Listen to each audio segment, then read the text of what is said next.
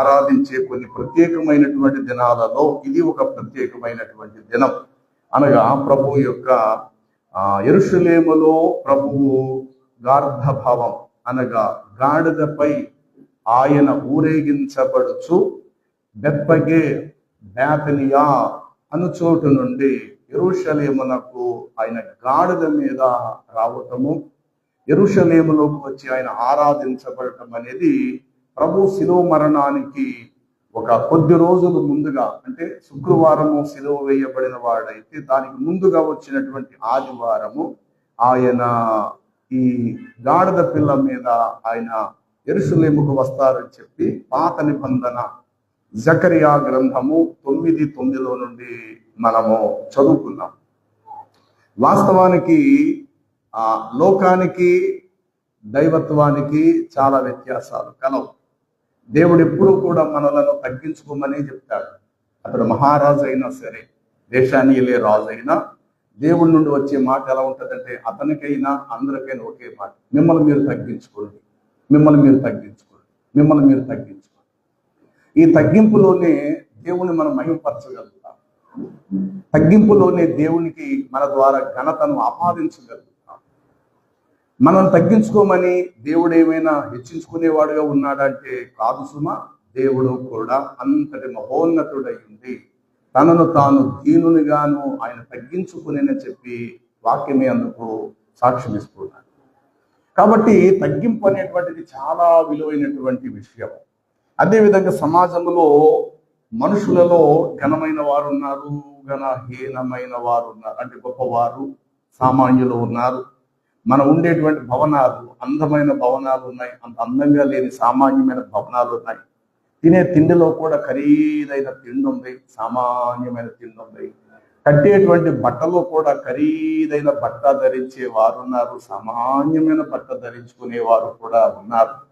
ఖరీదైన ఉద్యోగాలు చేసేవారు ఉన్నారు, పూట కూలి పనిచేసుకునే సామాన్యులైనటువంటి వారు కూడా ఉన్నారు. అలాగే సమాజంలో పెద్ద పేరున్న వారు ఉన్నారు, అసలు సమాజంలో ఏ కాస్త పేరు కూడా లేని సామాన్య బ్రతుకులు బ్రతికే వారు కూడా సమాజంలో ఉన్నారు. ఈ రెండు కూడా సమానంగానే భూమి మీద ప్రయాణం చేస్తున్నాయి. ఘనత, ఘనహీనత, గొప్పతనము, సామాన్య స్థితి గుణము, ఈ రెండు కలిసి లోకంలో ప్రయాణం చేస్తూనే ఉన్నాయి. ఇందులో దేవుని బిడ్డలుగా ప్రభువుని ఎరిగినటువంటి మనము అందరి వల్లే మన మనసులో ఇలాంటి ఆలోచన మనలో ఉండకూడదు. ఎలాంటిదంటే బ్రతికే కొద్ది కాలములో వైభవముతో చాలా గొప్పగా ఎవ్వరూ బ్రతకలేనంత ఖరీదైన స్థితిలో బ్రతకాలని ఆ తపన దేవుని బిడ్డలుగా మనకు ఉండకూడదు. ఇది ప్రధానంగా ప్రభు చెప్తున్న మాట. ఎందుకంటే ఎంత మనం బాగా బ్రతికినా దేవుడు మనకిచ్చిన ఆయుష్ కాలంలో ఒక్కరోజు ఎక్కువగా మనం ఏం బ్రతకలేము. ఎంత హీనంగా, దీనంగా, తగ్గింపుగా మనం బ్రతికినా మనకి ఇవ్వబడిన దినాలలో ఒకటి కూడా తక్కువేది కాదు. దేవుడు మనకు పరిమితి చొప్పున, ప్రమాణం చొప్పున నియమింపబడినటువంటి దినాలు మన యందు సంపూర్ణమవును. మనం గొప్పవారిగా బ్రతికినా, లేమి గలవారిగా మనం బ్రతికినా. అయితే ప్రభు మనకు ప్రధానంగా చెప్పేది ఏమిటంటే తనను తాను తగ్గించుకునేవారు ధన్యులు అని రాయబడినారు. కాబట్టి ప్రభువులోకి వచ్చిన తర్వాత మనకు అనుగ్రహించబడే ఒక దైవిక అలంకారం ఏమిటంటే తగ్గింపు జీవితం. మాటల్లోనూ, చేతలలోనూ, స్థితిగతులలోనూ, తిను పదార్థములోనూ, ధరించే వస్త్రాల్లోనూ, ప్రతి విషయములలో దేవుడు ఎంతైనా మనకిచ్చిన ప్రతి విషయములలో తగ్గింపు అనేటువంటిది చాలా విలువైనటువంటి విషయం. యేసు ప్రభు వారి విషయానికి వస్తే దేవదూతలు సైతము ఆయనను చూడలేని మహోన్నతమైన వారు. పరలోకమందు దేవదూతలు సహితము కూడా ఆయనను చూడలేనంత తేజోమయుడు. అలాంటి పరలోక పట్టణాన్ని విడిచిపెట్టి ఆయన సామాన్యుడుగా, దీనుడుగా ఆయన భూమి మీదకి రావటం ఒక ఎత్తు. వచ్చిన తర్వాత ప్రజల చేత నిందించబడి తృణీకరించబడటము మరొక ఎత్తు. ఆయన చివరి దశలో శిలువ మరణానికి అప్పగించబడటానికి ముందు దినాలలో ఆయన ఒక చిన్న గాడిద మీద ఆయన ఊరేగించబడటం అనేది ఒక ఎత్తు.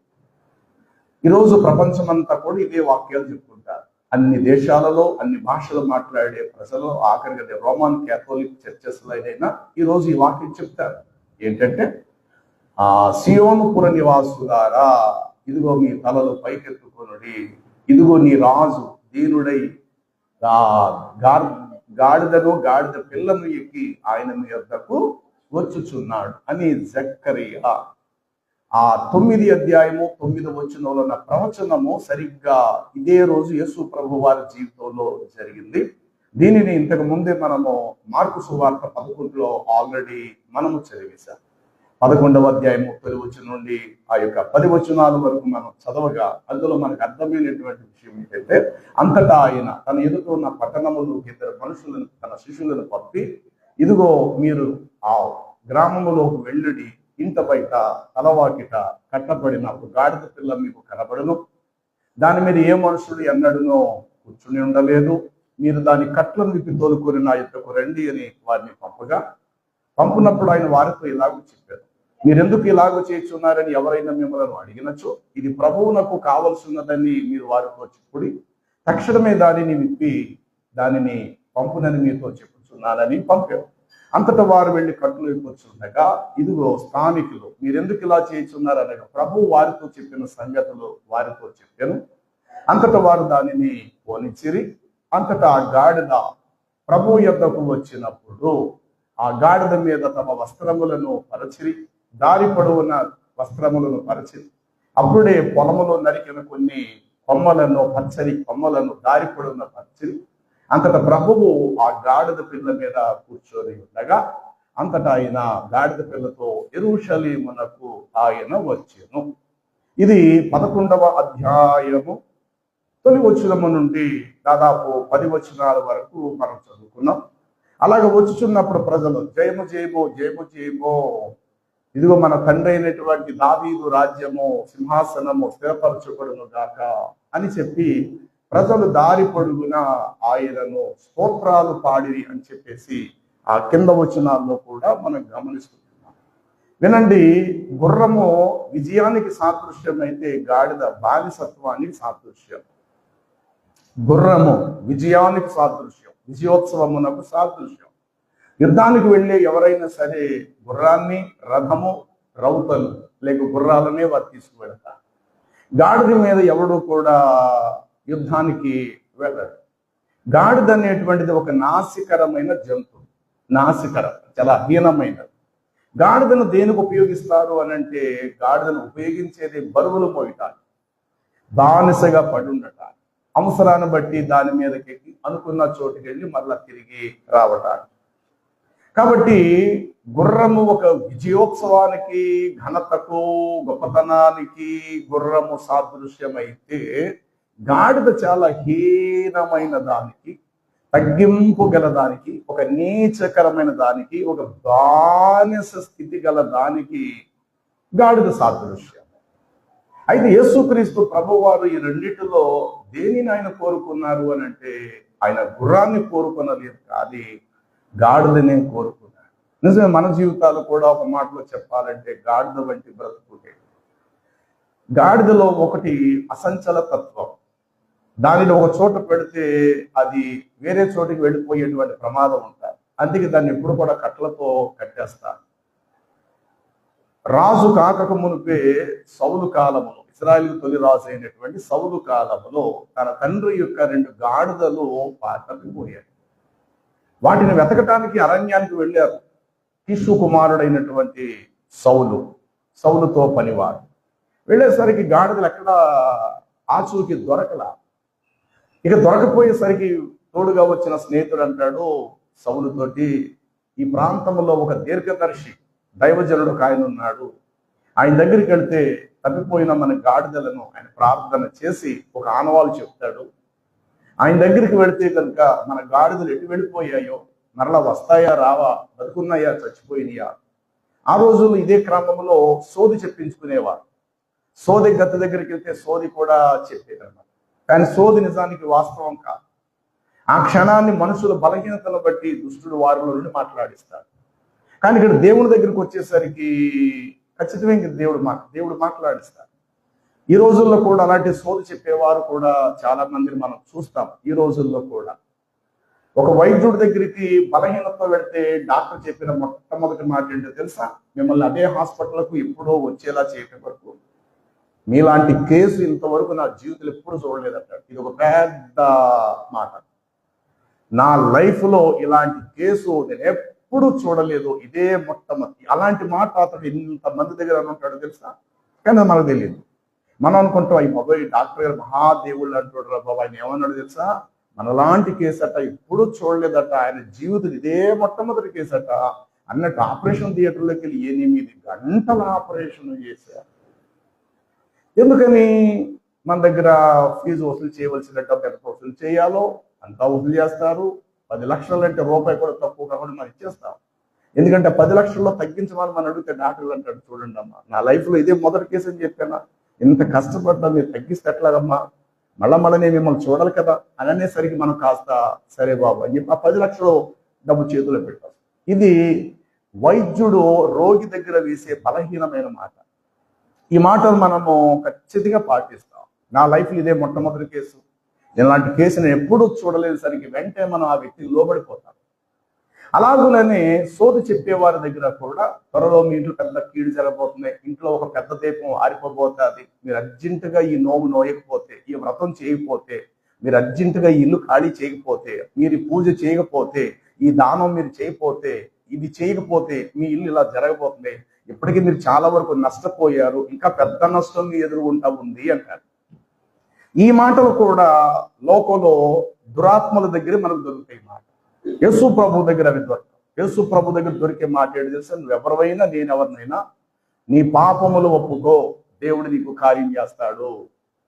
నీ పాపములు ఒప్పుకో, అది ఎంత అసాధ్యమైన కార్యమైన దేవుడు నీ దానిని సుసాధ్యపరుస్తాడు. నువ్వు భయపడక, ఏమి కాదు, నువ్వు ధైర్యంగా ఉండో, ప్రభువే నీ పట్ల కార్యం. ఇది దేవుడి ద్వారా పలికే మాట. దేవుని మాట ఎప్పుడు ఒక వ్యక్తిని కృంగదీయదు, ఒక వ్యక్తిని నిరాశపరచదు, కృంగిపోయేలా చేయదు. కానీ పాపాన్ని ఖండిస్తారు, చెడును చెడుగా చూపిస్తారు, మంచిని మంచిగా మాట్లాడిస్తారు, మన దుర్మార్గతను ఒప్పిస్తారు, మన చెడుతనాన్ని ఒప్పిస్తారు, మన అజ్ఞానాన్ని ఒప్పింపచేస్తారు. దేవుడికి విరోధమైన మనలో చేసిన ప్రతి తప్పిదాలు, పొరపాట్లు, పాపాలు ఒప్పుకునేలా చేయిస్తుంది. ఇది దేవుని సేవకుల్లో ఉండి దేవుడు మాట్లాడించే మాట. అందుకని లోకంలో ఉన్న మాటలకు దేవుని యొద్ద దొరికే మాట ఎలా ఉంటుంది? వెంటనే ఉపశమనం. ఆ కృంగిపోయిన కుటుంబంలో అడుగుపెట్టామా, మీరందరూ ధైర్యంగా ఉండండి రా, దేవుడు గొప్ప కార్యం చేస్తాడు రా తల్లి, మీరేం చేయొద్దు, కన్నీటితో ఉపవాసం ఉండి ప్రార్థన చేసుకోండి, మీరు అక్కడికి వెళ్ళక్కర్లేదు, తలుపులు వేసుకోనండి, నీవు నీ భర్త మీ 2 పిల్లలు ఇంట్లోనే ఉండి ఒక రోజంతా కన్నీడుగా మీరు చేసిన అపరాధాలు ఏమైనా అన్ని ఒప్పుకొని పశ్చాత్తాపడండి, దేవుడు త్వరగానే ఈ కార్యం నుండి మిమ్మల్ని గట్టెక్కిస్తాడు రా తల్లి. ఇది దైవ జనుడు లేక దేవుని బిడ్డలు చెప్పేటువంటి మాట. కానీ ఈ రోజు కూడా క్రైస్తవులను కూడా మబ్బి పెట్టడానికి కూడా కొంతమంది ఇళ్లలోకి వచ్చేవాడు తెలుసా? మీ ఇంట్లో నాకు చాలా చీకటి కనబడుతుంది, మీ ఇంట్లో నాకు ఒక రకమైనటువంటి శాపం ఏదో నాకు కనబడుతుంది, మీరు 21 వారాలు మీ ఇంట్లో ప్రార్థనలు పెట్టుకోవాలి, 21 వారాలు మీరు ఇంట్లో పెట్టుకుంటే కనుక ఈ శాపం తొలగించబడతాది. మీరు దేవుడి దగ్గర ఏదైనా మొక్కుబడి చేసుకోండి, మందిరానికి మేము ఇది కొనిస్తాము, మందిరానికి మేము అది కొనిస్తాము, మేము ఇది చేస్తాము అది చేస్తాము, మేము మొక్కుకుంటే కనుక దేవుడు మీకు సహాయం చేస్తాడు. ఈ బలహీనత కూడా క్రైస్తవుల దగ్గరకు వచ్చి సేవకులు కూడా కొన్ని సందర్భాలు చెప్పేవారు కూడా లేకపోలేదు.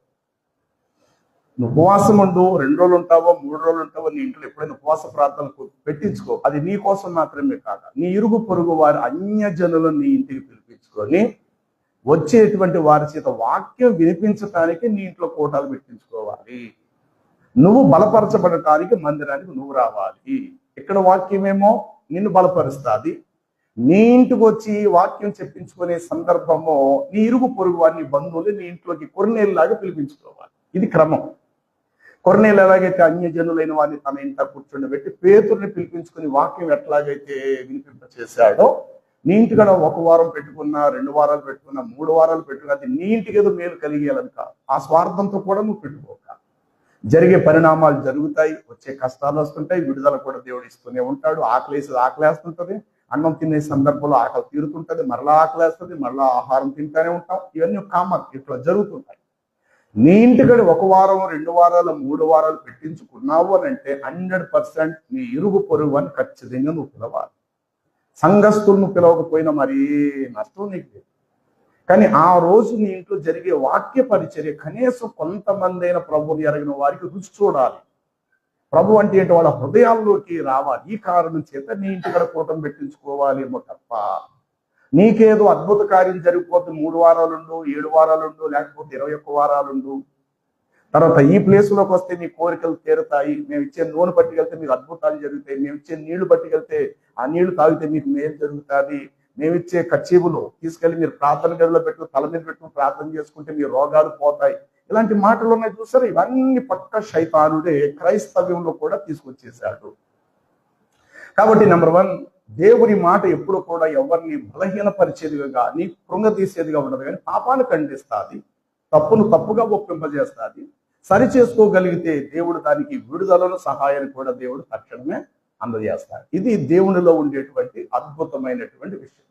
అయితే జాగ్రత్తగా వినండి, ఇక్కడ యేసుక్రీస్తు ప్రభువు వారు అసలు గాడిదను ఎందుకు ఎన్నుకున్నాడంటే ఇంతకు ముందే చెప్పాడు. గాడిద నీచకరమైన జంతువు, అంటే విలువ లేనిది, దానిని గుర్తించటానికి గుర్తింపలేనిది, అది కట్లు కట్టబడతాది. సౌలు కాలములో అట్లాగే ఆ 2 గాడిదలు పోయినప్పుడు పనివాడు చెప్పాడు, ఇక్కడ దీర్ఘదర్శి అనగా ఒక దైవజనుడు ఉన్నాడు, ఆయన దగ్గరికి వెళితే ఆయన విషయం మనకి చెప్తాడంటే, ఇతడంటాడు ఆయనకి కానుకేమైనా ఇవ్వటానికి నా దగ్గర 1 రూపాయి కూడా లేదు, ప్రార్థన చేసుకుని ఒట్టి చేతులతో ఎట్లా వచ్చేస్తాం, ఆయనకి ఏదైనా ఇస్తే బాగుంటది కదా అంటాడు సౌలు. పనివాడు అంటాడు, ఇదిగో నా చేతికి ఒక వెండి ఉంగరం ఉంది కదా, వీలైతే ఆ వెండి ఉంగరాన్ని ఇచ్చి ప్రార్థన చేసుకుందాన్ని మంచి మనసుతోటే వెళ్ళారు.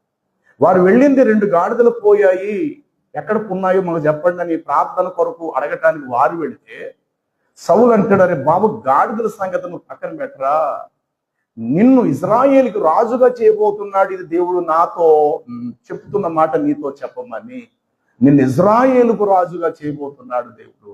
ఆశ్చర్యపోయాడు.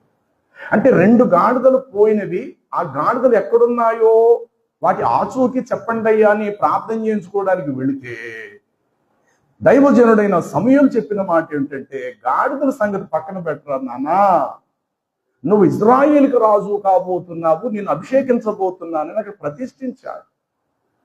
అతడు ఆ తర్వాత 40 సంవత్సరాలు ఇజ్రాయేలుకు గొప్ప మహారాజుగా పరిపాలన చేశాడు. అంటే 2 గాడిదలను పోగొట్టుకున్న ఈ సౌలు ఇజ్రాయేలుకు రాజుగా ఉండి పట్టాభిషిక్తుడై 40 సంవత్సరాలు వారిని పరిపాలించాడు. ఇక్కడ గాడిదలు ఎందుకు తప్పిపోయినవి, అసలు గాడిదలో ఉన్న స్వభావం ఏమిటి? 2వ అధ్యాయము ఇర్మియా గ్రంథము 24 వచనాన్ని మనం గమనిస్తే, అరణ్యమునకు అలవాటు పడిన అడవి గాడిదవు అంటారు. ఇర్మియా గ్రంథము 2వ అధ్యాయము 24వ వచనం, అరణ్యమునకు అలవాటు పడిన అడవి గాడిదవు. ఒక నిమిషం ఆగుతా. అసలు నీ స్వభావం ఏమిటి? స్వేచ్ఛగా తిరగాలనే స్వభావం ఏంటి? స్వేచ్ఛగా ప్రభు యొక్కకు వచ్చిన తర్వాత ఎందుకో ఆ స్వేచ్ఛను హరిస్తాడు ఆయన. చాలా మంది ఇచ్చే సాక్ష్యాలు ఉంటుంది, గతంలో బ్రదర్ని అన్ని తిరిగేశాను, బాంబే ఢిల్లీ అన్ని రాష్ట్రాలు ఎక్కడ విచ్చలవిడిగా తిరిగాను, ఇంట్లో డబ్బంతా తీసుకెళ్లి ప్యాకాట్లో జోదం అబ్బాబ్బా త్రాగులు అన్ని వేశ్య గృహాలు తిరిగి సర్వనాశనం చేసేసుకున్నాను నా జీవితాన్ని. నా భార్య ప్రభుని నమ్ముకుంది, నా భార్య నాకు సువార్త ఎన్నోసార్లు నా భార్యని కొట్టాను, నా తల్లిని కూడా నేను చాలా సందర్భాలు చేసుకున్నాను. అలాంటిది ఒక దినాన నేను మంచం పడిపోయినప్పుడు, మంచాన్ని పెట్టినప్పుడు ఆ ప్రభువే నాకు దిక్కై ఒక రాత్రి వేళ ప్రభువు దర్శనం నాకు కలిగినది, ఆయన ప్రత్యక్షత. కాలు చేయి నోరు పడిపోయిన నన్ను ప్రభు స్వస్థపరిచారు. ఎన్నో గుళ్ళు గోపురాలు తిరిగాను, ఎన్నో మనసులో మురుక్కున్నాను, ఎవ్వరూ నాకు సహాయం చేయలేని ఆ దీన స్థితిలో ప్రభు నాకు సహాయపడ్డారు. ఆనాటి నుండి ఈనాటి వరకు నేను ప్రభుని విడిచిపెట్టాను అని చెప్పి అతడు సాక్షిగా జీవిస్తాడు. తన వ్యాపారం అన్ని వదులుకుంటాడు, వీలైతే ప్రభు సేవకు పూర్తిగా వచ్చేస్తాడు, ఒక సంఘ కాపరి అవుతాడు, లేదా ఒక మిషనరీగా ప్రభు కొరకు ఒక పక్క తను పని చేసుకుంటూ ఒక సాక్షిగా మహిమార్థముగా ఒక మిషనరీగా ఒక సువార్తకుడు పనిగా అతడు చేస్తూ ముందుకు వెళ్ళిపోతాడు.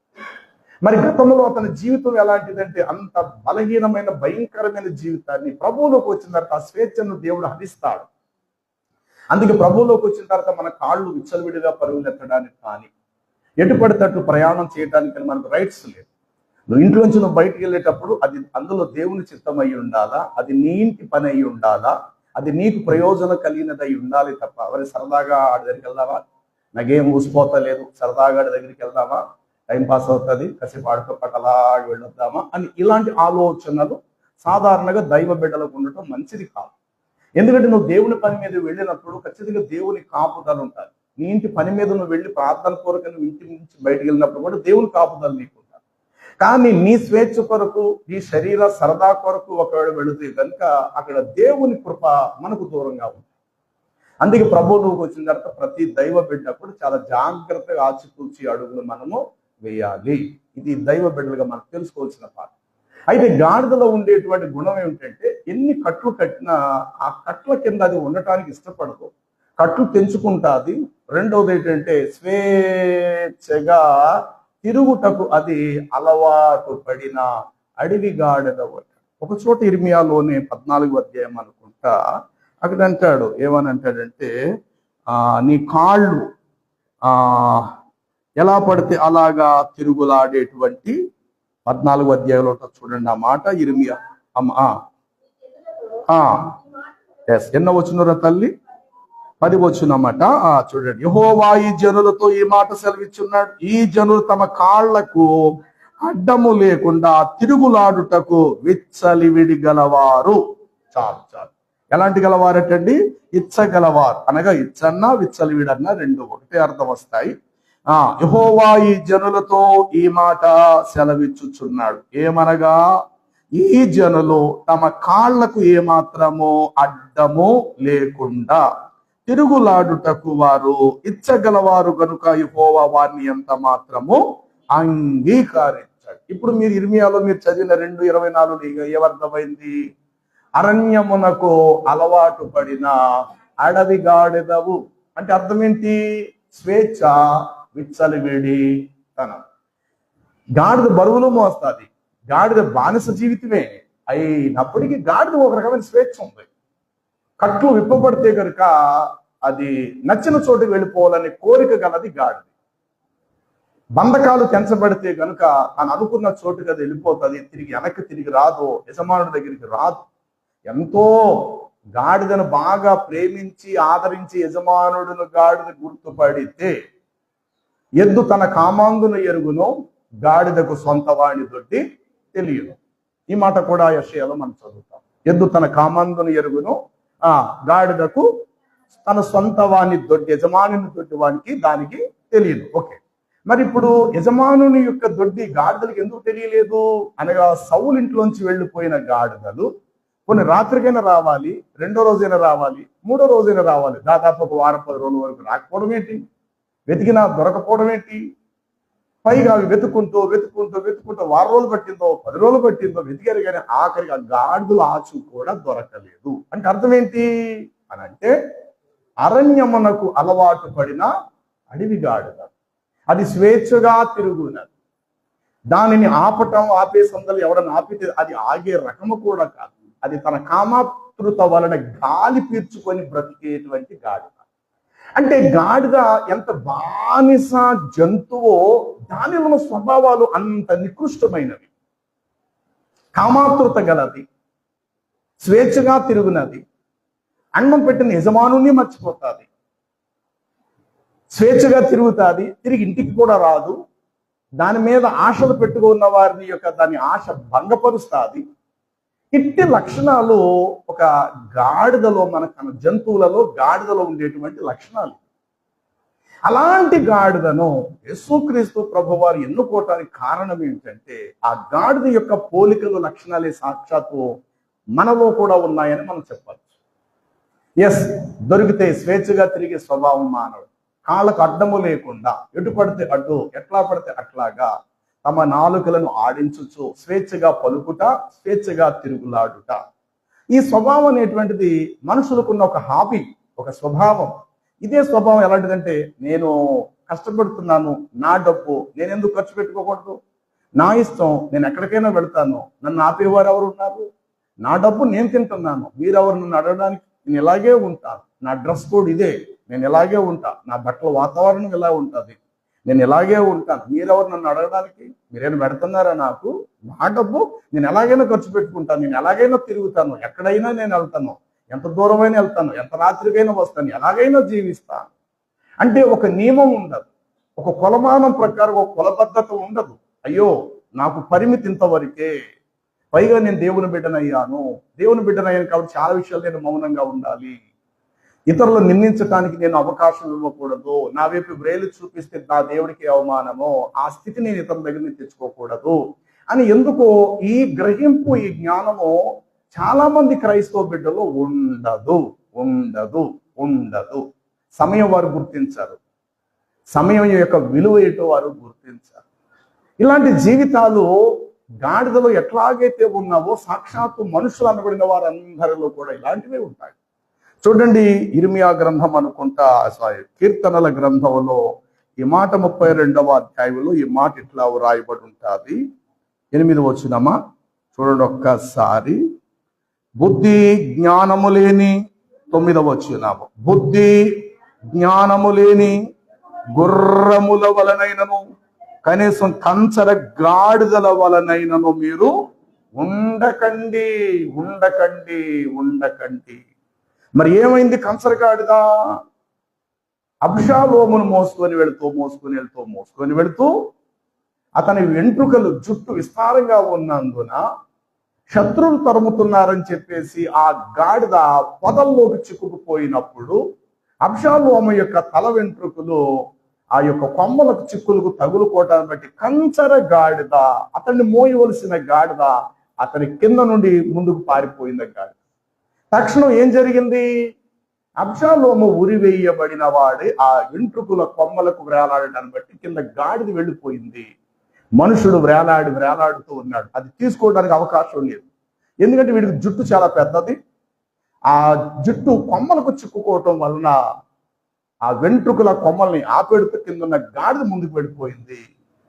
తక్షణమే శత్రువులకు దొరికిపోయాడు. ఆ బాణములు వేసేసి అబ్షాలోమును అక్కడక్కడే చంపేశారు. అక్కడ రాయబడి ఉంటుంది, గాడిద అబ్షాలోముకు ఒక కంచర గాడిద ఉండెను. ఆ కంచర గాడిద చదువుతారన్నమాట. సమూయేలు 2వ గ్రంథం అనుకుంటా 18వ అధ్యాయమా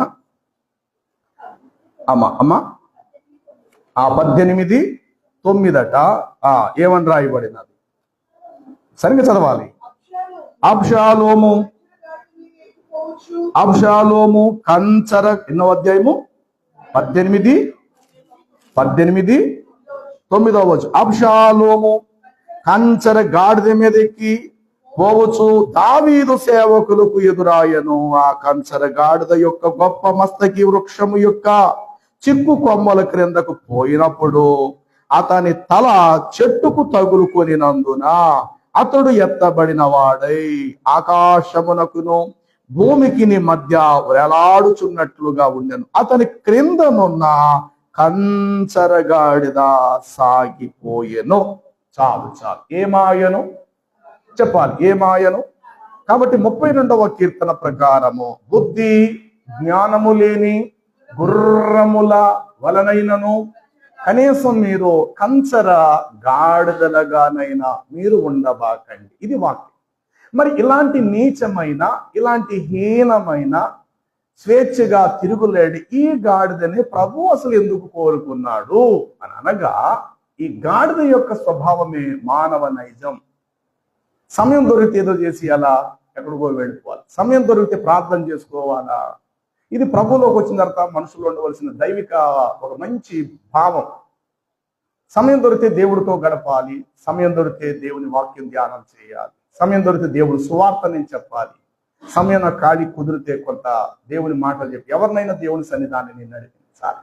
ఇలాంటి భావాలకు బదులు ఖాళీ ఉన్నాం ఊరెళ్ళిపోతే బాగుంటుందేమో, ఖాళీ ఉన్నాను అక్కడికి వెళ్తే బాగుంటుందనో, ఇలాంటి ఆలోచన ఒక దైవ బిడ్డలుగా ఇవి రద్దు చేయబడాలి. ఒకప్పుడు తెలియక పాత రోజులు అలాంటి భావాలు ఒకవేళ ఉంటే ఉండవచ్చునేమో, కానీ ప్రభువులోకి వచ్చిన తర్వాత మాత్రము ఆ స్వేచ్ఛ, ఆ విచ్చలివిడితనం అనేది మనలో రద్దు చేయబడాలి.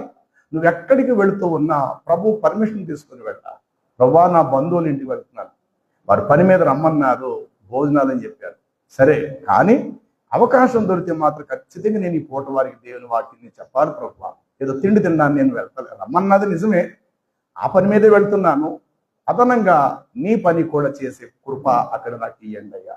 మరి ఎంతమంది వాళ్ళు బంధువులు వస్తారో, వాళ్ళ బంధువుల దగ్గర నేను ఈ మాటలు చెప్పే అవకాశం ఒక 5 నిమిషాలైనా నాకు ఇవ్వండి ప్రభు అని ఇలాంటి మనసు, ఇలాంటి భావాన్ని నువ్వు పెట్టుకొని నీ బంధువుల ఇంటికి వెళ్ళు, తప్పులేదు. వాళ్ళు పెట్టింది నువ్వు కడుపు నిండా భోజనం వచ్చి కనీసం వచ్చేసేలోగా వారికి దేవుని మాటలైనా నువ్వు చెప్పే వారు విననొల్లని వారై ఉంటారంటావా? వారు మాట్లాడుతున్నప్పుడు నీ మనసులో ప్రార్థన పూర్వకంగా మాటలు వినవాలి. ఇంతో నీ హృదయంలో నుండి ప్రార్థన ఆ ఇల్లంతా కమ్ముకునేటట్లుగా బయట నువ్వు పెదాలు తెరిచిన ప్రార్థన చేయక్కర్లా. బయట నువ్వు పెదాలు తెరిచి ప్రార్థన చేయకపోయినా అంతరంగంలో ప్రార్థన చేస్తూ ఆ కుటుంబ రక్షణ కొరకు ఆ చోట నువ్వు నిలిచిన ప్రార్థన చేయాలి.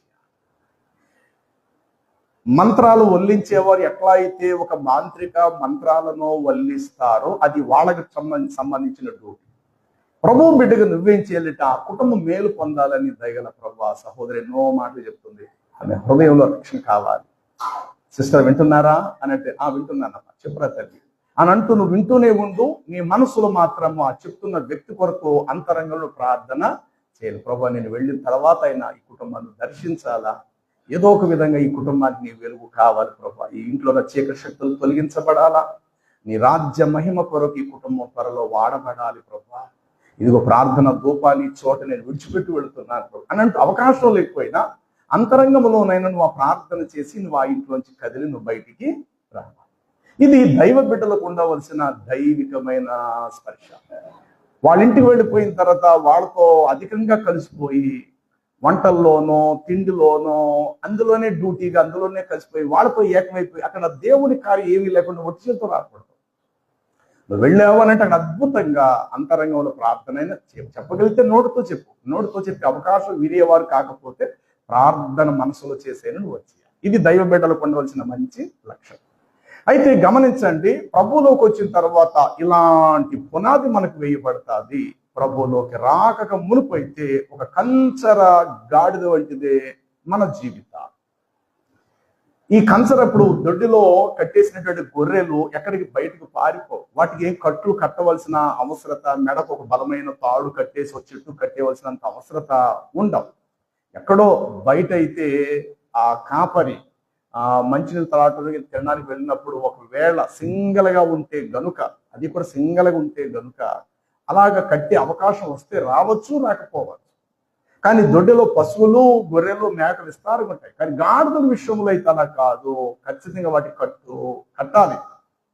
ఆ కట్టు కట్టకపోతే యజమానుడు నిద్రపోతున్న టైంలో ఈ గాడిద ఎక్కడికైనా పోయే ప్రమాదం ఉంది, అవకాశం ఉంది.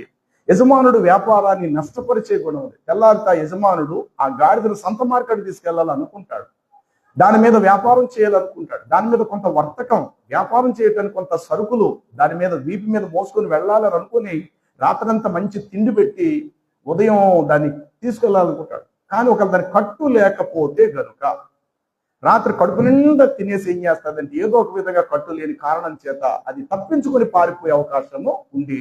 యజమానుడు వ్యాపారానికి నష్టము కలిగిస్తాడు. కొన్ని కాఫీ హోటళ్ళు మూసేస్తూ ఉంటారు. ఎందుకంటే ఇవాళ పనుడు రాలేదు సార్, వస్తానని చాలా నమ్మించాడు, ఒంట్లో బాగోలేదంటే నేను మొన్న 10,000 రూపాయలు ఇచ్చాను, కోలుకున్నాడు, అంతా బాగుంది, వాడు వచ్చేస్తానని చెప్పాడు, మేము అన్ని రెడీ చేసుకున్నాం, ఎప్పట్లాగే పిండి ఇవన్నీ రెడీ చేసుకున్నాం, తీరా వస్తే నేను ఇవాళ రాలేనండి, 2 రోజులు పోయిన తర్వాత వస్తానండి, ఇంటికాడ కూడా లేదట, నేను ఇచ్చిన 10,000 ఎట్టుకుని ఎక్కడికో వెళ్ళిపోయాడు, అందుకని వాళ్ళ వ్యాపారం అంతా లాస్. ఇలాగ కొన్ని సందర్భంలో ఆ పని చేయించుకునే వారు పని వాళ్ళ మీద చాలా నమ్మకాలు పెట్టుకుంటారు, పని వాళ్ళు చాలా నమ్మక ద్రోహం చేస్తారు.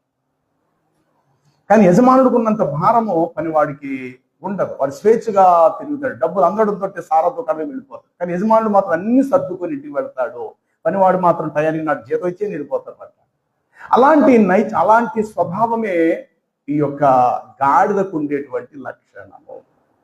తెల్లారితే దీని మీద సరుకులు పెట్టాలా, సంతకి తీసుకెళ్లాలా, నా కుటుంబం పోషించుకోవడానికి సరుకులు అక్కడ అమ్మాలా, అక్కడి నుంచి సరుకులు నేను ఇంటికి తెచ్చుకోవాలని ఎన్నో ఆశలు పెట్టుకుంటాడు. కానీ ఉదయమేసరికి గాడిద అక్కడ ఉండకపోవచ్చు.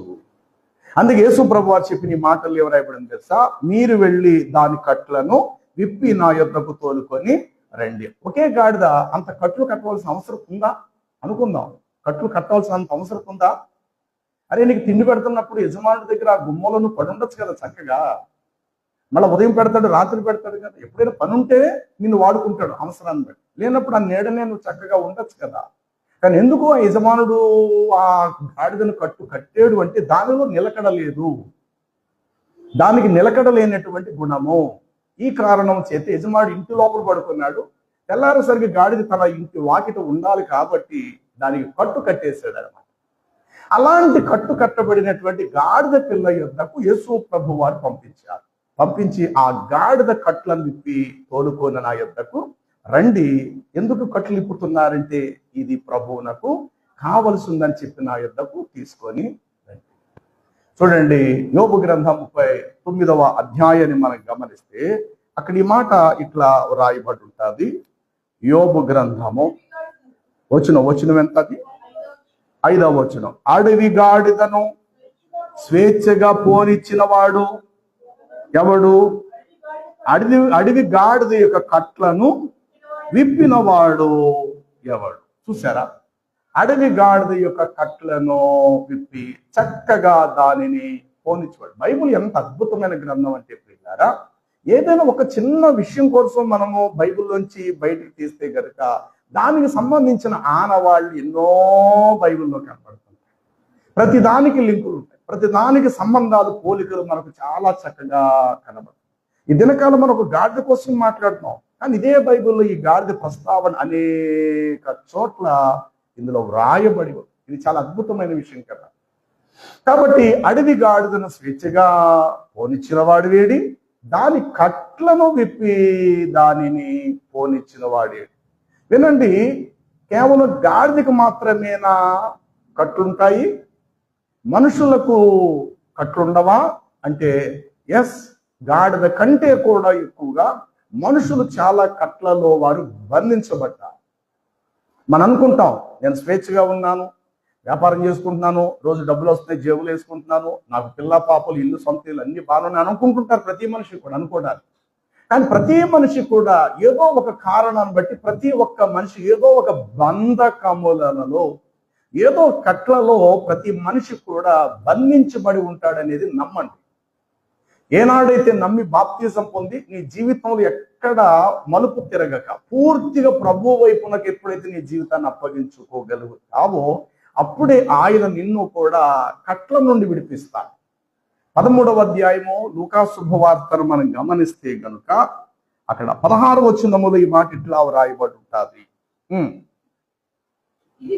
ఇదిగో 18 ఏండ్ల నుండి సాతాను బంధించిన అబ్రహాము కుమార్తె అయిన ఈమెను ఈ విశ్రాంతి దినమందు ఈమెను ఈ కట్ల నుండి నేను విడిపింప తగదా.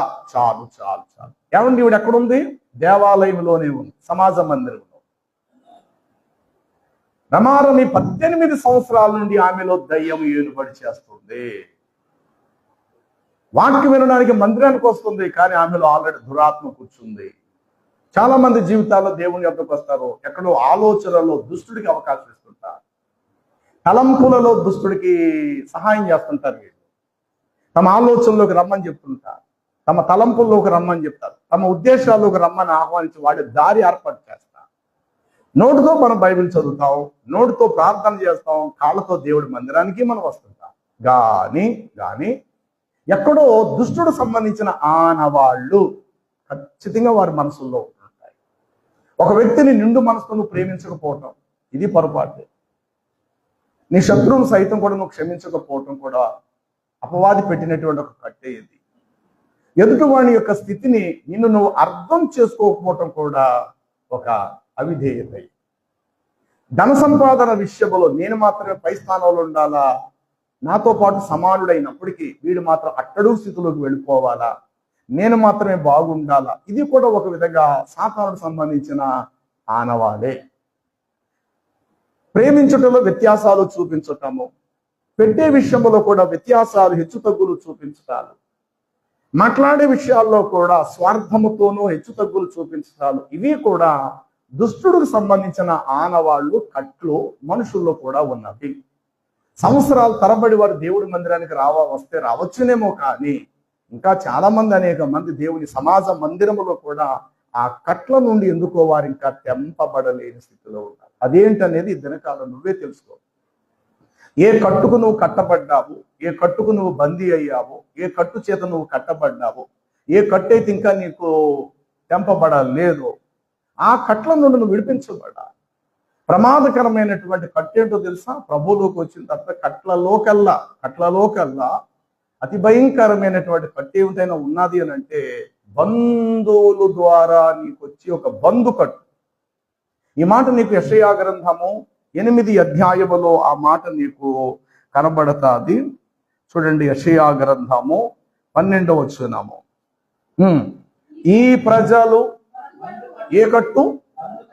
ఆ బంధువుల యొక్క కట్టు అని చెప్పుకున్నది యావత్తు బంధు కట్టే. చాలు, జాగ్రత్త వినండి. ప్రభువులోకి వచ్చిన తర్వాత ఎంత నీ బంధువులైనా ప్రభువును బట్టి నువ్వు వెళ్ళా ఇంటికి, ప్రభువును బట్టి నీ ఇంటికి వారిని ప్రభువును బట్టి ఆ ఇంటికి నువ్వు భోంచేయి.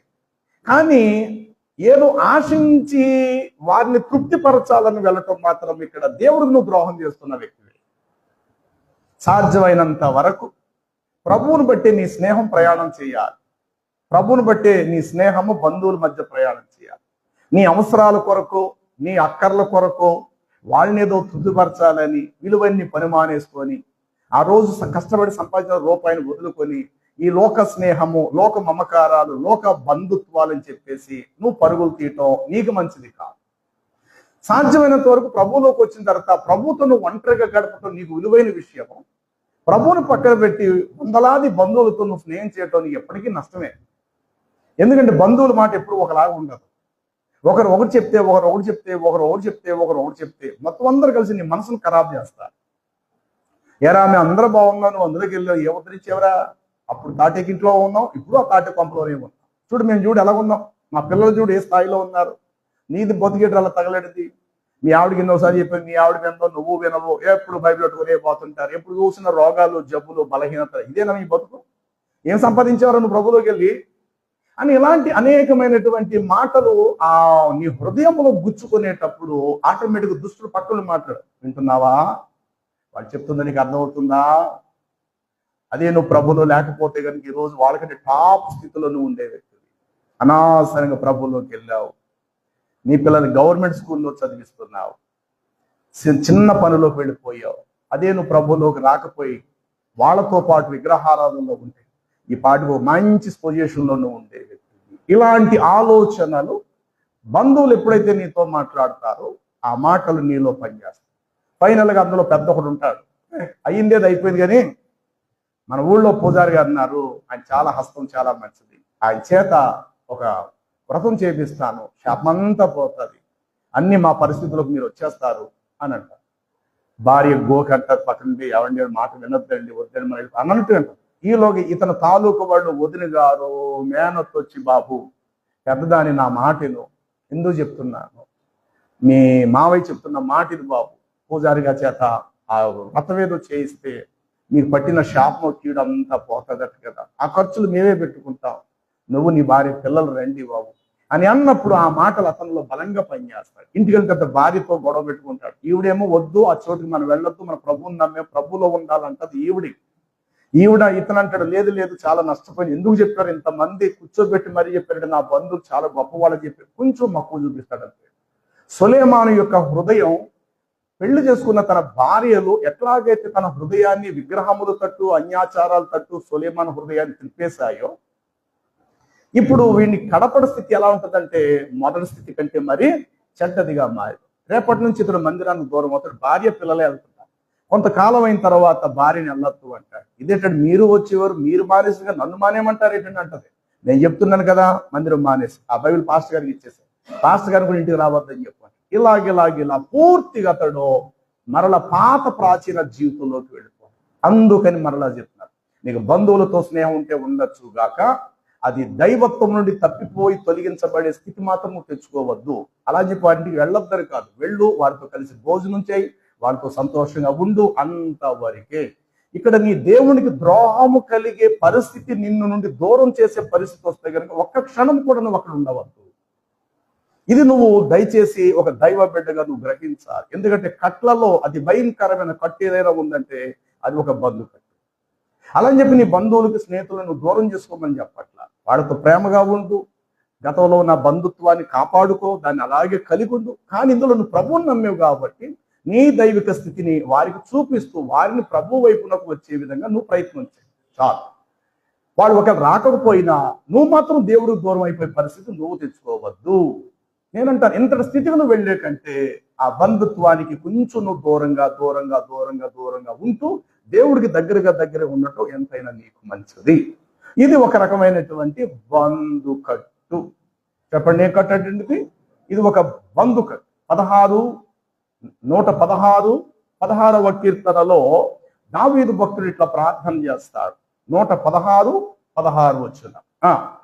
యెహోవా, నేను నిజముగా నీ సేవకుడను నీ సేవకురాలి కుమారుడనై ఉన్నాను. నీవు నిజముగా నా కట్లను విప్పి ఉన్నావు. చాలు. ఏమి విప్పి ఉన్నావు? కట్లు ఏమున్నాయండి? దావీదుకి కట్లు ఉన్నాయి. దావీదు కూడా కొన్ని కట్లలో కట్టబడ్డాడు. అతడు మనిషి కాడా?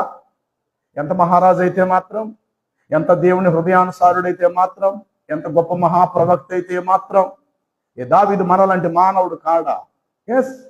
కాబట్టి దేవుడి దగ్గర వేడుకుంటున్నాడు, దేవా, నీ దాసుడను, నీ దాసురాలు నా తల్లి, నీ దాసురాలు కొడుకుని నేను. ప్రభువా, దయచేసి నీవు నా కట్లను విప్పి ఉన్నావు, లేక కట్లను తెంచి వేసావు. అనేకమైన కట్లు ఉన్నాయి. అతనిలో ఒక దురుద్వేషం ఉంది, దురాశ ఉంది, శరీర కోరికలు ఉన్నాయి, కామపు వాంఛలు, అడవి గాడిదకు అలవాటు పడే కామాతృత అన్నట్టుగా ఆలోచన ఉంది.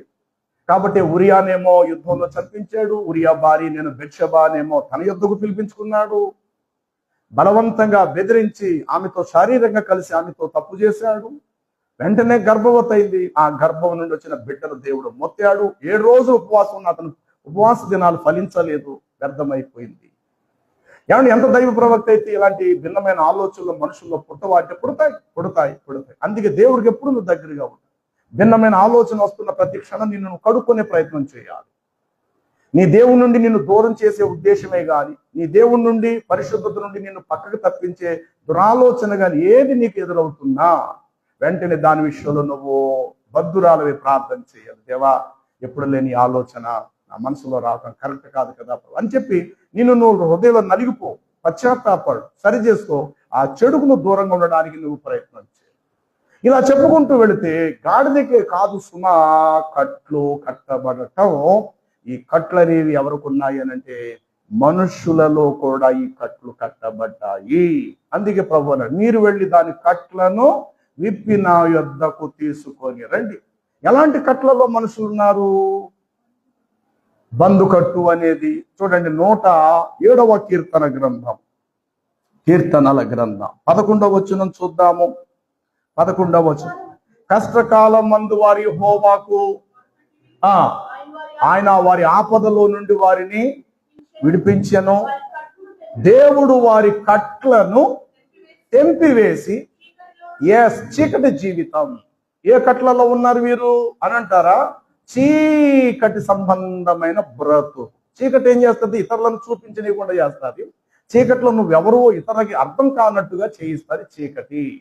అదే వెలుతురులో అయితే నా ముఖం నువ్వు స్పష్టంగా చూస్తావు, నీ ముఖం నేను గమనిస్తాను, నన్ను నువ్వు చూస్తావు, నిన్ను నేను చూస్తాను. ఇది వెలుతురులో ఉండే పని. అదే చీకట్లో నువ్వేం చేస్తున్నావో పక్క వారికి తెలియకుండా జరిగిపోతుంది. అది చీకటి సామ్రాజ్య జీవితం. సాతానుడు వాడి అనుచరులు కావాల్సింది చీకటి. ఈ చీకటి గల వారు ఏం చేస్తారట? వెలుగు మీద తిరుగుబాటు చేయువారు కలరు. వారు చీకటిలో కన్నము వేదురు, పగలంతయు దాగుకున్నదురు, చీకటినే వారు జీవముగా వారు ఎంచుతారని చెప్పేసేసి కూడా యోబు గ్రంథములో వ్రాయబడినారు. ఇదిగో నిజమైన వెలుగు ఉండెను, అది చీకటిలో ప్రకాశించుచున్నదే గాని చీకటి దానిని గ్రహింపక ఉండెను అని వ్రాయబడింది. కాబట్టి ఇక్కడ ఈ 107వ కీర్తన 11వ వచనం ప్రకారంగా మీరు గమనిస్తే, కష్టకాలం మందు వారి యెహోవాకు మొరపెట్టిరి, ఆయన వారి ఆపదలలో నుండి వారిని విడిపించెను. ఆయన వారి కట్లను తెంచివేసి చీకటిలో నుండి మరణ అంధకారములో నుండి వారిని రప్పించెను. వారిని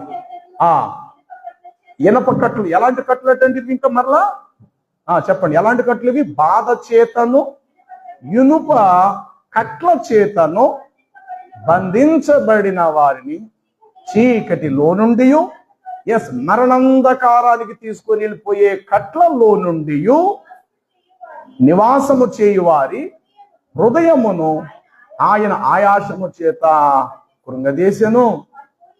వారు కూలి ఉండగా సహాయుడు ఒకడు వారికి లేకపోయింది. ఇదనమాట. ఇలాంటి కట్లతో ఈ సమాజం అంతా బంధించబడి, ఒకడు త్రాగుడికి కట్ల బంధించబడి, అది లేకపోతే వాడు బతకలేడు. అది ఖచ్చితంగా వాడు కావాలి, అది లేకపోతే వాడు జీవించలేడు. ఒకడికేమో ధూమపానము, మరొకడికేమో ఆ యొక్క మద్యపానం, మరొకడికేమో డబ్బు సంపాదన, మరొకడికేమో వేశ్య గృహాలంతా తిరగదు. ఇలా చెప్పుకుంటూ పోతే భూమి మీద అనేక మంది జీవితాలు మనం గమనించినప్పుడు ప్రియులారా, అనేకమైన కట్లలో ఈ సమాజము జీవిస్తుంది అనేటువంటిది వాస్తవమే. అయితే ప్రభునందు ప్రియులారా, ప్రభు మరణానికి వెళ్ళేటువంటి చివరి గడియలో ఇంత ముంగిట తలవాకిట కట్టబడిన గాడిదను కట్ల విప్పి నా యుద్ధకు తీసుకుని రండి. ఎప్పుడైతే ఆ కట్లు తెంచబడ్డాయో ప్రభుని మోసే ధన్యత దానికి దొరికింది. కట్లు ఎప్పుడు తెంచబడ్డాయో మురికి వాడలో ఉన్న ఈ గాడిద పరిశుద్ధమైన దేవాలయము దగ్గరకు ప్రభువును బట్టి రాగలిగినది. ఇదే గాడిద కట్లు తెంచబడకపోతే ఆ మురికి వాడలోనో, ఆ బురద గుంటలోనో, ఆ ఇంటి ముంగట తలవాకిటనో కట్టబడి మెడకు చుట్టబడినటువంటి తాడువలి, ఒక ఉరి తాడువలి, అది అక్కడే జీవితకాలం అంతా ఉండవలసిందే.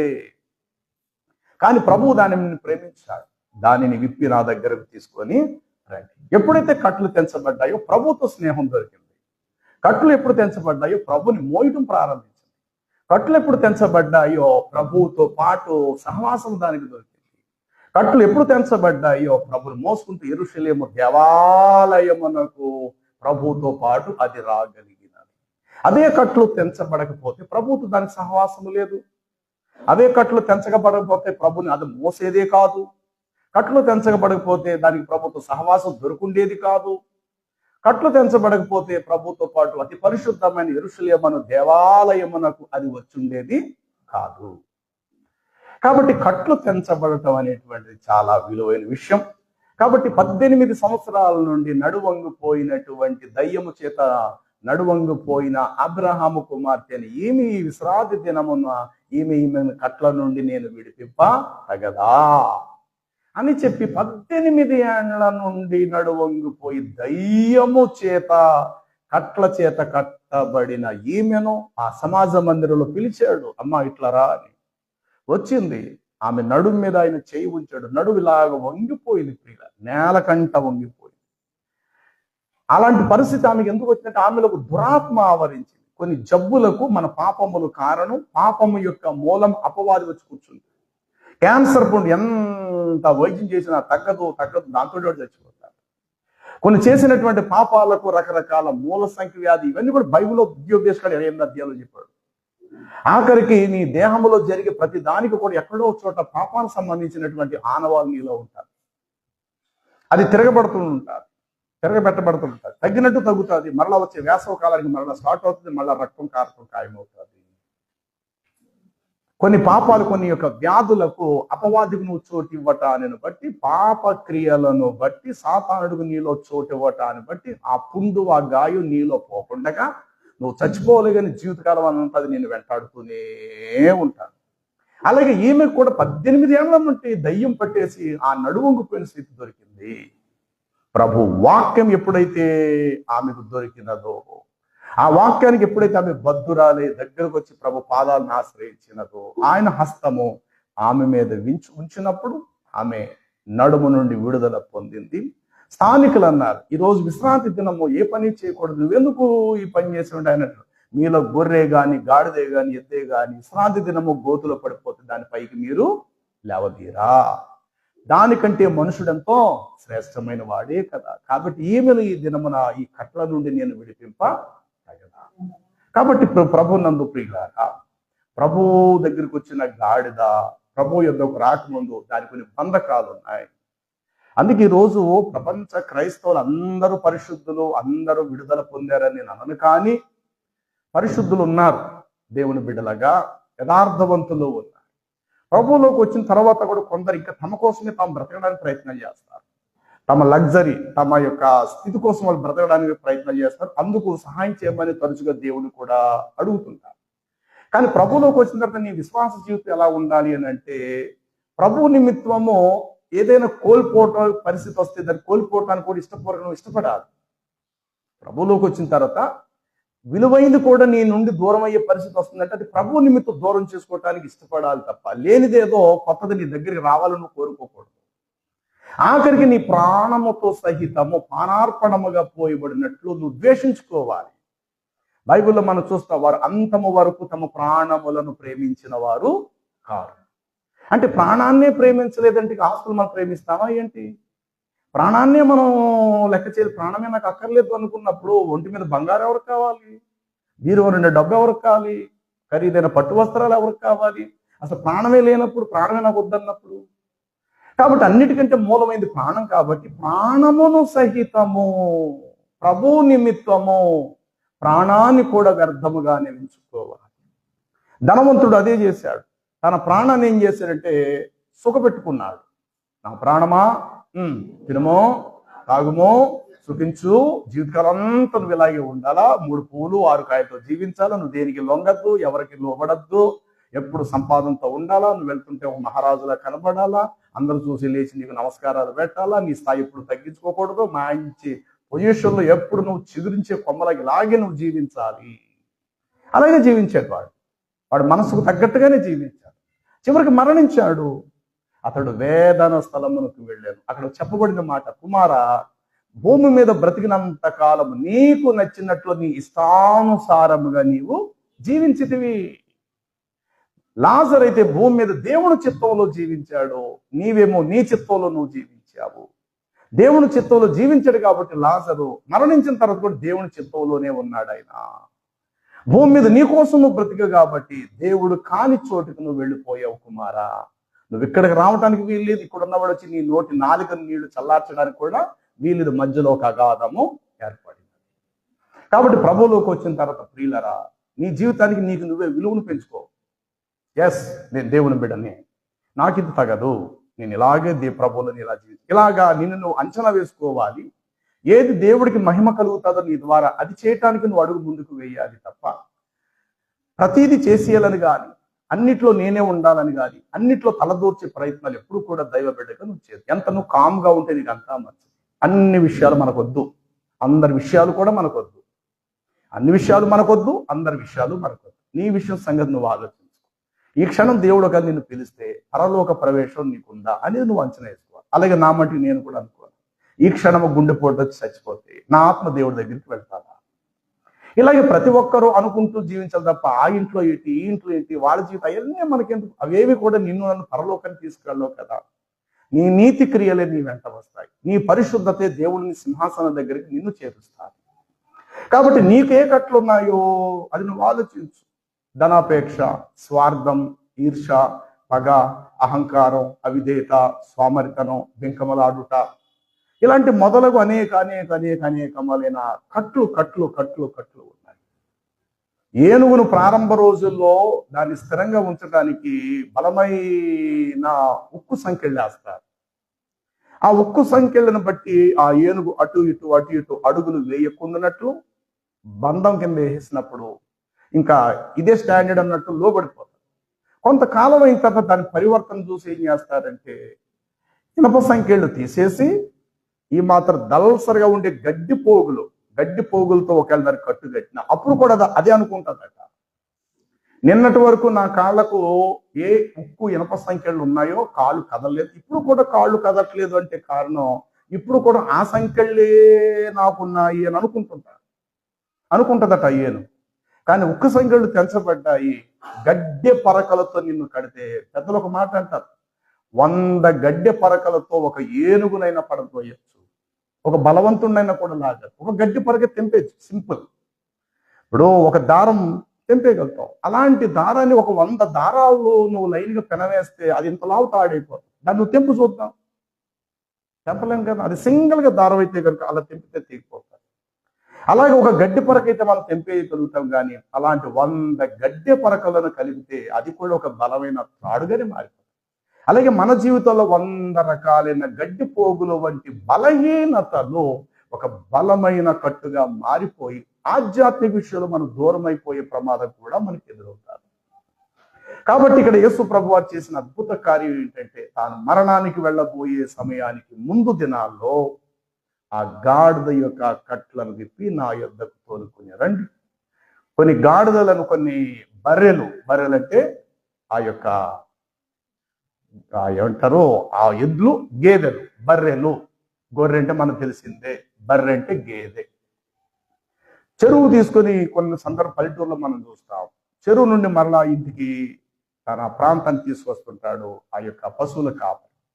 అన్ని ఎడ్లు బాగానే ఉంటాయి, అన్ని గేదెలు బాగానే ఉంటాయి. అందులో దేనికో ఒక దానికి మెడ నుండి కాళ్ళ దగ్గరకు ఒక కర్ర ఉంటుంది.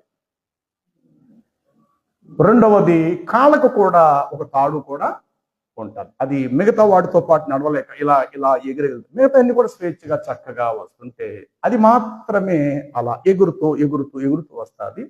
2 కాళ్లకు మధ్య ఒక బలమైన కర్ర నేలను పీడ్చుకుంటూ వెళ్ళేదిగా కూడా పల్లెటూరులో అక్కడక్కడ మనం గమనిస్తాం. దాన్ని ఏమంటారంటే బంధం అంటారు. దాని పేరు బంధం. మెడ నుండి కిందకేసేటువంటి బంధం. ఎందుకంటే అది సరైనటువంటి రీతిలో లోబడేటువంటి జంతువు కాదు. మిగతా అయితే సామరస్యంగా యజమానుడు పెట్టే గడ్డో మేతో దానం ఏదో తిని చక్కగా ఉంటే, ఇది మాత్రము వాళ్ళ పొలాల్లోకి వీళ్ళ పొలాల్లోకి ఆ గడ్డి ఈ గడ్డి తినడానికి పరుగులెట్టినప్పుడు ఒకసారి చూస్తాడు, 2 సార్లు చూస్తాడు యజమాని. ఆ తర్వాత మెడ నుండి కింద వరకు బలమైన కర్ర నేలకు వదిలేస్తుంది. అది ఒకవేళ పరిగెత్తే ప్రయత్నం చేస్తే దాని బంధమే దాని కాళ్లకు అడ్డుపడి అది పడిపోయే ప్రమాదం ఎదురవుతుంది. తద్వారా ఏమవుతుందంటే దానికి ఒక నాణ్యమైన నటక నేర్చుకోవటం దానికి సాధ్యమవుతుంది. ఆ తర్వాత దానికి అది కారణం. ఇక కాళ్ళకి కట్టేస్తే, కట్టు కట్టినప్పుడు అది ఎగురెగురుతూ చెరువు నుండి తిరిగి ఇంటికి వచ్చినప్పుడు అలా ఎగురెగురుతూ అలా ఇంటికే వస్తాడు. కొంతకాలం వరకు చూస్తాడు. అది సరైంది అనే సమయానికి దాని కట్టు విప్పటం కూడా జరుగుతుంది. ఇప్పుడు ప్రభువులోకి వచ్చిన తర్వాత ఏం చేయాలి తెలుసా ప్రియులారా? లోక సంబంధమైన కట్లు తెంచబడాలి, ప్రభువుతో అంటూ కట్టబడాలి. చెప్పండి, ప్రభువుతో అంటూ కట్టబడాలి. ఆయన మనం కట్టాలి. ఇప్పుడు వాక్యముతో కట్టాలి. మనం యెహోవా ఇల్లు కట్టని ఎడల కదా అన్నట్టు ఆయన మనల్ని కట్టాలి. ఇప్పుడు వాక్యంలో కట్టాలి, పరిశుద్ధతలో మనల్ని కట్టాలి, విశ్వాసమందు కట్టాలి. అలాగా ఆయన మనలను కట్టడానికి మనం ఆయన చేతికి ఒక ఇటుకగా అప్పగించుకోవాలి. ఒక లారీ లోడ్ వచ్చి ఇటుకలో కింద పడుతుంది, అక్కడ వేస్తాడు, లైన్గా పేర్చుకుని వెళ్ళిపోతాడు. మరుసటి రోజు ఆ మేస్త్రి కన్స్ట్రక్షన్ చేస్తాడు. అందులో ఏ ఇటుకైనా అనుకుంటుందా నేను 100 ఇటుకలు మోసే దాన్ని రేపటి రోజు నేను మారబోతున్నాను అనుకుంటుందా? తెలీదు. అందులో ఏ ఇటుక పై స్థానంలోకి వస్తుందో తెలియదు, ఏ ఇటుక పునాదిలోకి వెళ్తుందో తెలియదు, ఏ ఇటుక మధ్య వరుసలో వస్తుందో తెలియదు, ఏ ఇటుక కట్ చేయబడి మేస్త్రి దాన్ని 2 ముక్కలుగా నరుగుతాడో తెలదు. కానీ ఒక లోడు మాత్రం వచ్చి గుమ్మంలో కూర్చుంటుంది ఆ రోజు. ఇక మరుసటి రోజు మేస్త్రి కూలి వాళ్ళు పనులు చేసినప్పుడు ఏ ఇటుక ఏ మూలకి వెళ్ళాలో, ఏ ఇటుక ఎన్ని ఇటుకలు బరువులు మోయాలో, ఏ ఇటుక కనబడకుండా పునాదులోకి వెళ్ళాలో, ఏ ఇటుక ముక్కలు చేసి మూలన పెట్టాలో అది యజమానుడైనా ఆ పనివాడైనా మేస్త్రి చేసే పని. అదే క్రమంలో ప్రభువు లోనికి వచ్చిన తర్వాత ప్రభువు మనల్ని ఎక్కడ పెడతాడో, ఏ విధంగా పెడతాడు, మొత్తం మీద గోడ కన్స్ట్రక్షన్ గా మనం ఉపయోగపడుతున్నాం. మీరు సజీవమైన రాళ్ల వలె ఉండి ఆత్మ సంబంధమైన మందిరముగా మీరు ఏం చేయబోతున్నారు, కట్టబడతారు. కాబట్టి ఒక ఇటుక, ఒక రాయి అనేది కట్టే మేస్త్రి చేతికి ఎట్లాగైతే అప్పగించుకుంటుందో, ఒక ఆపరేషన్ చేయించుకోగలిగే ఒక రోగి హాస్పిటల్ ఆపరేషన్ థియేటర్లోకి డాక్టర్ గారి చేతులకు వాడు ఎట్లాగైతే అప్పగించుకుంటున్నాడో, మత్తు ఇంజెక్షన్ చేస్తున్నప్పుడు ఏమి తొందర పెట్టకుండా తాను ఎలాగైతే అప్పగించుకుంటున్నాడో, అదే క్రమములో దేవుని యొద్దకు వచ్చిన తర్వాత మన జీవితాలు దేవుని వాక్యాన్ని అంత దగ్గరగా అప్పగించుకోవాలి. నిన్నేం చేయదలుచుకున్నాడు దేవుడు, అది చేయటానికి నిన్ను సమర్పించుకోవాలి. నన్ను ఏ రీతిగా వాడుకొని నన్నేం చేయాలని దేవుడు అనుకుంటాడు. అందుకు నేను శిరస్సు వంచి నన్ను నేను దేవుడి పాదాల దగ్గర నేను అప్పగించుకోగలగాలి. ఈ విధముగా లోక కట్ల నుండి ఆయన మనల్ని పెంచాలి, దైవికముగా ఆయనలో మనము అంటూ కట్టబడాలి. ప్రభువు అంటాడు, నాలో అంటు కట్టబడని ప్రతి తీగె బయట పారవేయబడి అది ఎండిపోవును, మనుషులట్టి వాటిని పోగు చేసి అగ్నిలో వాటిని కాల్చివే. నా యందు మీరును మీ యందు నా మాటలు నిలిచి ఉన్న ఎడల మీరు బహుగా ఫలిస్తారు. నేను నిజమైన ద్రాక్షావల్లిని, మీరందరూ కూడా తీగలనై ఉన్నారు.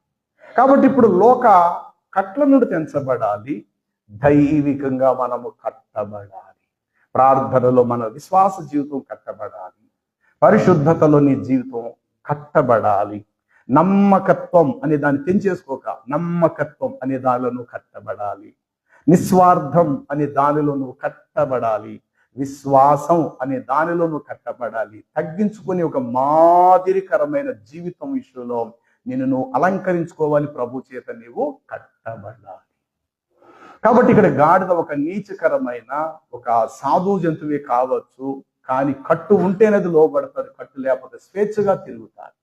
ప్రభు ఏం చేశాడంటే ఆ కట్లను తెంచాడు, తనతో దానిని అంటూ కట్టుకున్నాడు. కాబట్టి ఎక్కడో బురద గుంట దగ్గర ఉండవలసిన ఈ గాడిద ఇప్పుడు పరిశుద్ధమైన దేవాలయంలోకి యేసు ప్రభువుని మోసుకుంటూ వచ్చింది. అక్కడేమో మురికి కాళ్ళవా దగ్గర మురుకులో తన కాళ్ళు ఉండవలసిన ఈ పాదాల కింద ఇక్కడ ఏం జరిగింది, వస్త్రాలు దారి పొడిగినా వేశాము. చూడండి, చివరిగా ఈ యొక్క లేవియా కాండములో ఈ మాట మీకు కనబడుతుంది. 23 అధ్యాయము 23:40 వచ్చిన సరిగ్గా ఈ రోజు జరగవలసిన మాట. మొదటి దినమున మీరు దబ్బ పండ్లను, ఈత మట్టలను, గొంజి చెట్లను, కొమ్మలను, కాలువల యొద్ద ఉండు నిరవంజన చెట్లను మీరు పట్టుకొని 7 దినములు మీరు మీ దేవుడని యెహోవా సన్నిధిని ఉత్సహించుచుండవలెను. అట్లు మీరు ప్రతి సంవత్సరము 7 దినములు యెహోవాకు పండుగగా దీనిని మీరు ఆచరించాలి. సరిగ్గా ఇదే పని ఇప్పుడు యేసు ప్రభు వారు జకరియా 9:9 ప్రకారము, సియోను కుమార్తెలారా మీ తలలు పైకెత్తుకొనుడి, ఇదిగో మీ రాజు గాడిదను గార్ధభవం మీద ఆసీనుడై వచ్చుచున్నాడు కనుక ఉత్సాహముగా ఉండి కీర్తనలు పాడుడి, ఆయనను స్తుతించుడి అని ప్రవచనం ఎట్లాగైతే ఉన్నదో మార్కు సువార్తలు అదే అక్షరాల జరిగినది. అంతటా దారి పొడిగిన వారు కొమ్మలను పరిచిరి, ఈత మట్టలను చేతపట్టి వారు జయము జయమో జయము జయమో వచ్చుచున్న మన రాజు దావీదు రాజు తన కుమారుడు ప్రభు స్తుతించబడును గాక, మన తండ్రి అయిన దావీదు సింహాసనము నిరంతరము నిలిచి ఉండును గాక అని దారి పొడవనున్న వారందరూ ప్రభువుని స్తుతులు చెల్లించారు. అంటే లేవియా కాండములో అక్కడ మీకు జరిగిన సందర్భమే ప్రజలు కొమ్మలు చేతపట్టి ప్రభువుని స్తుతించిన ఆనవాలు యేసు ప్రభు వారి జీవితంలో ఇక్కడ అక్షరాలుగా నెరవేర్చబడిన. కాబట్టి ప్రభు నందు ప్రియులారా, ఈ దినకాలము ప్రపంచమంతా ఈ దినము ఈ రీతిగా ఈ కట్టబడిన గాడిదను విప్పిన తర్వాత జరిగిన అద్భుత పరిణామాన్ని ఇక్కడ లేఖనాల్లో మనం చూస్తున్నాం. అదే క్రమములో మన జీవితాలు, నీ అందరి జీవితాలు ఏదో ఒక దానికి మనం దాసులమే, బానిసలమే. పాపము చేతను అపరాధముల చేత మీరు చచ్చిన వారై ఉండగా ఆయన క్రీస్తుతో పాటు మిమ్మలను బ్రతికించారు. పూర్వం మీరు చీకటై ఉంటిరి, ఇప్పుడు ప్రభువునందు వెలుగునై ఉన్నారు. మునుపు మీరు దూరస్తులై ఉంటిరి, ఇప్పుడు ప్రభువునందు మీరు సమీపస్తులనై ఉంటిరి. కాబట్టి ఎక్కడో దూరంగా ఉండవలసిన ఈ గాడిద ఇప్పుడు ప్రభువుకి దగ్గరకు వచ్చింది. చివరిగా మనం చేయవలసిన పని ఏంటో తెలుసా? ఇదే గాడిదగా రూపాంతరం మనం చెందితే మన జీవితం ఇట్లా ఉండాలి. ఈసారి చూడండి, ఆదికాండము, దేవుని పరిశుద్ధ బైబిల్ గ్రంథములో ఆదికాండం 42వ అధ్యాయాన్ని మీరు గమనిస్తే అక్కడ ఒక మాట ఇట్లా రాయబడి ఉంటారు.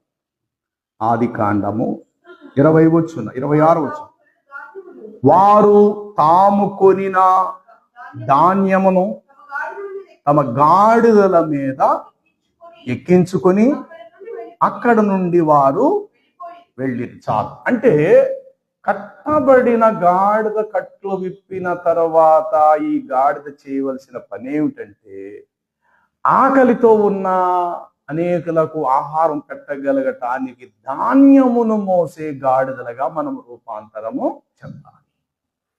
ఇదే గాడిదగా ఈ మూట, ఈ ధాన్యపు మూట దాని భుజం మీద, దాని వీపు మీద వేయకపోతే అది ఇంకా కట్ల చేత బంధించబడిన గాడిదే. కానీ ఇక్కడ ఆదికాండలో చెప్పబడిన ఈ గాడిద ఏ స్థాయికి వచ్చింది అంటే ధాన్యమును మోసే గాడిద. అక్కడేమో ప్రభువును మోసిన గాడిద. ఎస్, మన ప్రభువుని మోయాలి. అదే సందర్భంలో కుటుంబానికి ప్రయోజకులుగాను, సమాజానికి మేలుకరంగాను రక్షణ సువార్త అనేటువంటి ధాన్యపు గింజలను మోసుకుని వెళ్ళేవారుగా ఉండాలి. కన్నీటితో విత్తువాడు సంతోషముతో ధాన్యపు గింజలు, సంతోషముతో విత్తువాడు కన్నీటితో విత్తువాడు సంతోషంతో పంట కోయదు అన్నట్లు ఇప్పుడు మన వీపుల మీదే ఉండాలంటే ధాన్యపు గింజలను మోసే గాడిదల మాదిరిగా మనం ఉండాలి. ఇది వాక్యం మనకు నేర్పిస్తున్న పాఠం. అలాగే ఎప్పుడైతే మనం ఉంటామో అనేకులకు మనము ఆకలి తీర్చే గాడిదలుగా ఉండాలి తప్ప అబ్షాలోమును అంతవరకు మోసి మోసి మోసి కష్టం వచ్చిందనే సమయానికి అబ్షాలోము కింద నుండి పారిపోయిన ఆ యొక్క కంచర గాడిద మాదిరిగా మనం ఉండకూడదు. ఇర్మియా 2:24 ప్రకారము అరణ్యమునకు అలవాటు పడిన నువ్వు అడవి గాడిద, ఆ గాడిద వలె మనం ఉండకూడదు. మరి ఏ గాడిదగా ఉండాలి? కట్లు విప్పబడిన గాడిద వలె ఉండాలి. ప్రభువును మోస్తూ పరిశుద్ధ స్థలముకు వచ్చిన గాడిద వలె ఉండాలి. తర్వాత కాలం అంతా కూడా ధాన్యమును వీపు మీద మోసి అనేకులకు ఆకలి తీర్చగలిగే ఆ ధాన్యాన్ని మోసి ఆ గాడిద మాదిరిగానే మన జీవితాలు ఉండాలి. కానీ బుద్ధి జ్ఞానము లేని గుర్రముల వలెనైనను కంచర గాడిదల వలనైనను మీరు ఉండకండి అని వాక్యంలో రాయబడింది. కాబట్టి ప్రభునందు ప్రియులారా, ఈ దినం ప్రపంచమంతా ఈ రీతిగా ఈ సందర్భం జ్ఞాపకం చేసుకుంటే మరి అన్ని చోట్ల ఇంతటి విలువైన వాక్యం వారికి దొరుకుతాదో లేదో మనకు తెలియదు. కానీ ఒక మూలము నుండి ఒక వివరణాత్మకమైన విషయము మొదటి నుండి చివరి వరకు లోకము నిత్య జీవం ఈ రెండింటికి సంబంధించిన వాస్తవాలు. గాడిద రూపాంతరం చెందలేని పాత జీవితం, రూపాంతరం చెందిన తర్వాత అది చేయవలసినటువంటి బరువు దైవిక బాధ్యతలు మోయవలసిన గాడిద. ఇదే క్రమంలో ప్రభు బిడ్డలుగా మనం కూడా ప్రభుటి తెలియలేని రోజులు అనేక కట్లలో బంధించబడ్డాం, అనేక బంధకాల్లో మన జీవితాలు ఉంచబడ్డాయి, రకరకాలైన పాప సంబంధమైన కట్లకు మనం బానిసలమైపోయాము. వాక్యం చేత ఆయన చీకటిలో నుండి మరణాంధకారం నుండి ఆ కట్లను తెంచి ఆయన మనలను విడిపించను. కాబట్టి అక్కడ అంటాడు, నీవు నా కట్లను విప్పి నన్ను విడిపించితివి. ఇదిగో 18 ఏళ్ల నుండి కట్లతో బంధించబడిన ఈమెను ఈ దినం విడిపింప తగ్గదా. కాబట్టి ఆలోచన చేయండి, మనలో ఏమైనా ఇంకా ఈ లోక సంబంధమైన మనకు నచ్చే విధంగా పరుగులెత్తి కాళ్లకు స్వేచ్ఛ విచ్చలవిడిగా అలాంటి కట్లకు బంధించబడిపోయి దేవుని వాక్యానికి ఏవైనా దూరంగా ఉంటున్నామేమో ప్రభు దగ్గర మనము సరి చేసుకుందాం. తలలు వంచుదాం, ప్రభు యుద్ధ ప్రార్థన చేసుకుందాం. ప్రభు మనకు అందించినటువంటి ఈ విలువైన వాక్యమును బట్టి ప్రభుకి స్తోత్రాలు చెల్లిస్తూ ప్రభు సన్నిధిని ప్రార్థన చేసుకుందాం. విన్న వాక్యాన్ని బట్టి ప్రభు దగ్గర సరి చేసుకుందాం. ప్రభువా, దినకాలం మీరు మాకు